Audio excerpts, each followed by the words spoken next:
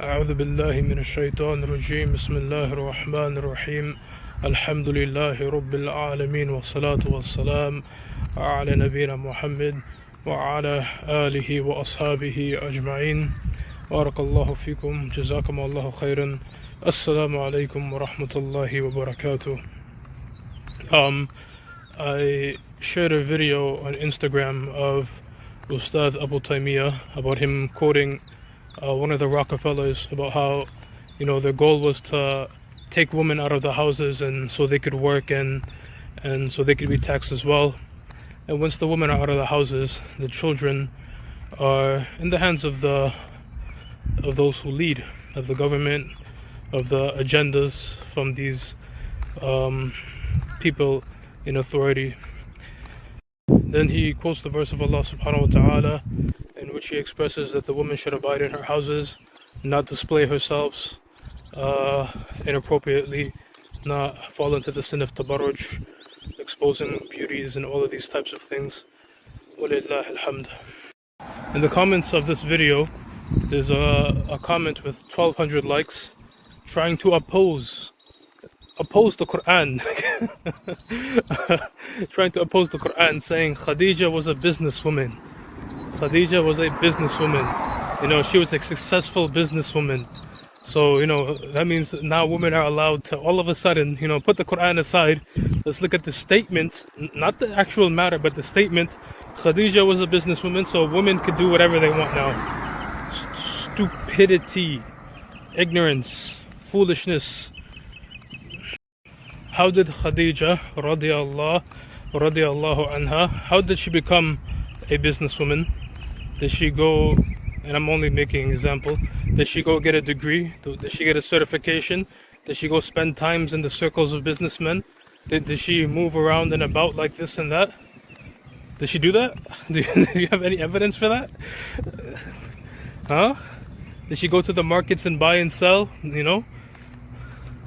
All of these things? Did she travel abroad to study? Did she travel without mahram? And note, this was the era before the revelation came down. Understand?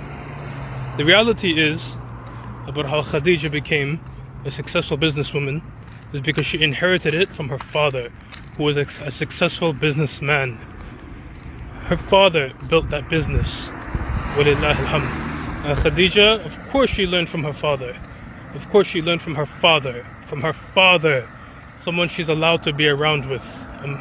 And again, this is before the era of Islam. And when she did the tradings and she sent out her caravans, was she at the head of these things? No, she hired people. We know that she hired Maysara. We know that she hired the Messenger of Allah before marrying him. Understand? She would hire trustworthy people to do business on her behalf. She would not put herself in a position, and this is before the era of Islam, she would not put herself in a position where it would be inappropriate according to the rules of Islam. And after the marriage to the Messenger of Allah, how many kids did she have with him? I think 6. Correct me if I'm wrong. I think it was 2 sons and 4 daughters. Correct me if I'm wrong. Nevertheless, it could be 5 or 4, etc. That's a lot of kids, Did she leave her kids to go out and do business and do trade and this and that and tabarruj and to mix with other men? No. And when the revelation came down, she was nothing but there and available. When the Messenger of Allah came home, she was there, consoled him, took care of him, spoke good words to him, available to him. She wasn't off doing some business and making deals and stuff like that. Walillah alhamd. Anyways, if one could look deeper into the matter, more evidences against the foolish who want to use Khadijah and her noble status and her career path and all of that to oppose the Quran and the Sunnah, you will only find proofs against their foolishness. Barakallahu fikum wa jazakum Allahu khairan. Subhanakallahumma wa bihamdika ashhadu an la ilaha illa ant astaghfiruka wa atubu ilaik. Assalamu alaikum wa rahmatullahi wa barakatuh.